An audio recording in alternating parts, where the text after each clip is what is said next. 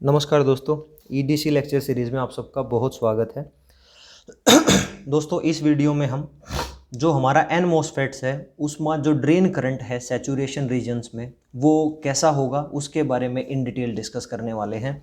तो सबसे पहले सैचुरेशन रीजन को समझ लीजिए। जब हमने आउटपुट करैक्टरिस्टिक्स को ड्रॉ किया था तो एक पर्टिकुलर वोल्टेज जिसको मैं drain to source saturated voltage बोलता था, उस वोल्टेज के बाद आप ड्रेन टू सोर्स वोल्टेज को कितना भी इंक्रीज करो आपका जो ड्रेन करंट है वो ऑलमोस्ट कांस्टेंट होगा। तो दोस्तों, ऐसे रीजन को हम सैचुरेटेड रीजन कहते हैं। और इसके लिए जो कंडीशन है, आपका जो ड्रेन टू सोर्स वोल्टेज है that must be greater than और equal to drain to source saturated voltage. और आपको पता है कि जो drain to source saturated voltage है वो होगी आपकी gate to source voltage minus threshold voltage. अब इसके बाद दोस्तों पता कैसे लगेगा कि कोई भी सर्किट है वो आपका एन मॉसफेट का है और वो सैचुरेशन रीजन्स में काम करता है या नहीं। तो इसके लिए एक छोटा सा एग्जांपल मैंने यहाँ लिया है। आपको पता है कि जो एरो है, एरो हमेशा एक टर्मिनल पे रिप्रेजेंट किया जाता है, वो आपका सोर्स टर्मिनल होता है। अगर दोस्तों एरो बाहर निकलता है तो एन चैनल है, एरो अंदर जाता है तो वो पी चैनल है। तो और यहाँ पे दोस्तों ये आपका ड्रेन और ये जो है दोस्तों ये पैरेलल प्लेट्स की तरह ये आपका गेट टर्मिनल है। अब इसके बाद आपको ये पता होना चाहिए कि जो VD यानी ड्रेन टर्मिनल पे वोल्टेज क्या है। वो वोल्टेज दोस्तों 2 वोल्ट ऑलरेडी गिवन है। फिर दोस्तों जो सोर्स है वो क्या है, सोर्स टर्मिनल पे वोल्टेज है 0.5 वोल्ट।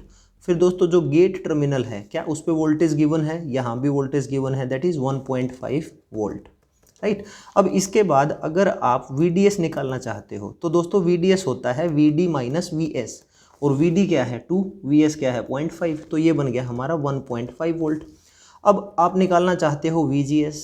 VGS होता है दोस्तों VG यानी gate voltage minus source voltage VS, तो G माइनस S, तो ये कितना बन गया दोस्तों, ये हो गया आपका ऑलमोस्ट 1 वोल्ट। ऑलमोस्ट क्या 1 वोल्ट ही होगा, 1.5 माइनस 0.5 1 वोल्ट। तो यहाँ से आपने देखा कि जो VDS है that is greater than VGS, है ना। और अगर ये VGS से भी बड़ा है तो VGS माइनस VT से तो वैसे ही बड़ा होगा। तो इसका मतलब दोस्तों इसने इस कंडीशंस को सेटिस्फाई किया है, राइट। तो अगर कोई भी एन मॉसफेट्स इस कंडीशन को सेटिस्फाई करता है तो इसका मतलब वो जो आपका एन मॉसफेट्स है वो सैचुरेशन रीजन में लाई करेगा। और इसको दोस्तों हम पेंटोड रीजन भी बोल देते हैं,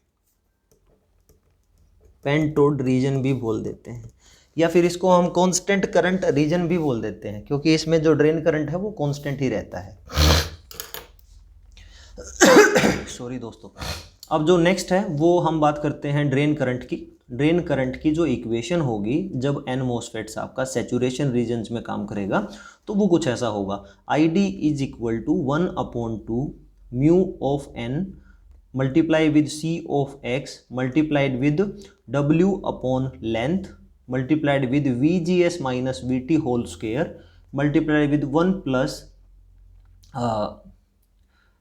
plus wavelength parameter that is lambda into VDS। अब दोस्तों 1 बाय 1 इन सभी वेरिएबल्स के बारे में बात करेंगे।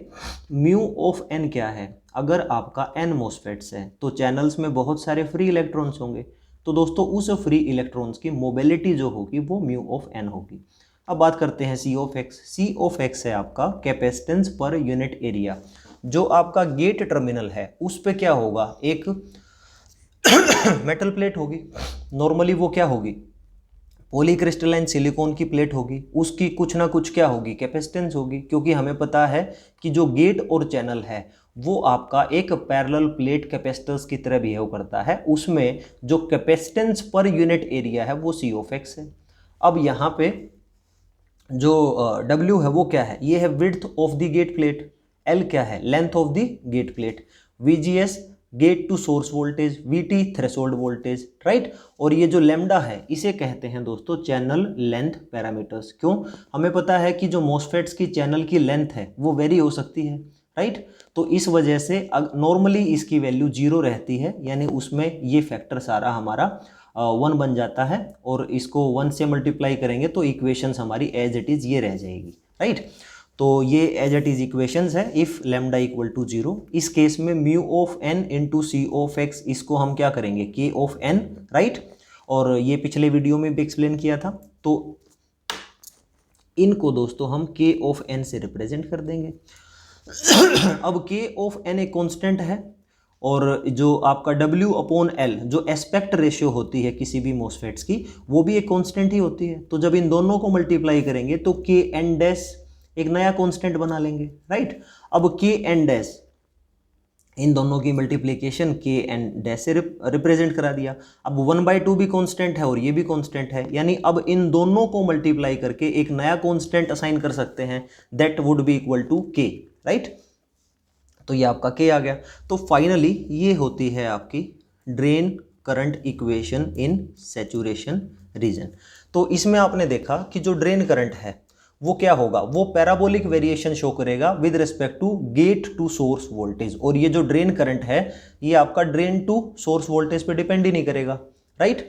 तो यही होता है आपका सैचुरेशन रीजन और इसी वजह से हम इसको क्या कहेंगे, ये आपकी स्क्वायर लॉ डिवाइसेस होती हैं। और जो आपका ड्रेन करंट है it show you parabolic variations with the gate to source voltage, right. अब इसके बाद अगर आप ट्रांस कंडक्टेंस चाहते हो तो क्या करोगे, ट्रांस कंडक्टेंस का फार्मूला होता है क्या, change in the drain current with respect to change in the gate to source voltage. ये वेरिएबल इनपुट है और ID जो है ये आपका आउटपुट है, इसीलिए इसको हम क्या करेंगे, transconductance. Current upon voltage conductance होता है और ट्रांस का मतलब होता है एक आपका आउटपुट वेरिएबल होगा और एक आपका इनपुट वेरिएबल होगा। तो इस तरीके से दोस्तों ये आपका क्या है, ट्रांस कंडक्टेंस। और इसका जब आप इसको with respect to VGS first order derivative लोगे तो क्या बन जाएगा, k एज इट इज, ये जो पूरा है इसकी पावर 2, सो मल्टीप्लाई में आ जाएगी और ओवरऑल पावर आपकी -1 हो जाएगी। तो ये बन जाएगा 2 into k multiply with VGS minus VT 2 raise 2 minus 1, तो 2 माइनस 1 1 ही होता है। तो इस तरीके से दोस्तों ये आपका क्या है, transconductance of n MOSFETs in the saturation region. तो आई होप ये आपको अच्छे से समझ आ गया होगा दोस्तों। और इसके बाद जो हमारे P MOSFETs होंगे उसके ट्रायोड रीजन्स कैसे डिसाइड होंगे और सैचुरेशन रीजन्स कैसे डिसाइड होंगे और उनके ड्रेन करंट क्या रहेंगे वो हम डिस्कस करेंगे। और ठीक उसके बाद दोस्तों इसके बेसिस पे बहुत सारी न्यूमेरिकल प्रॉब्लम्स को सोल्व करेंगे। So this is the end of the video. I hope दोस्तों अच्छा लगा होगा। जैसा भी आपका फीडबैक है वो कमेंट सेक्शंस में ज़रूर लिखें ताकि मैं और ज़्यादा इम्प्रूव कर सकूँ अपने आप को। Thank you so much for watching this video.